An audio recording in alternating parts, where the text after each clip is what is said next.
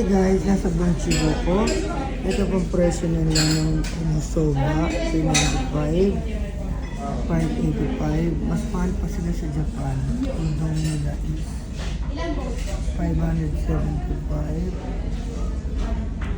Ang ramen is 525. Ang sukiyaki nila is 1,335. Meron po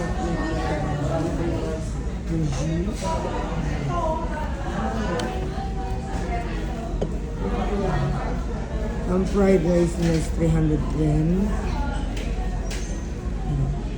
400. Ang curry rice na is 535. Ayan.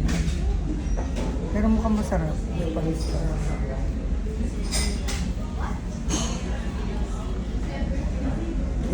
Makikita naman yung price, di ba?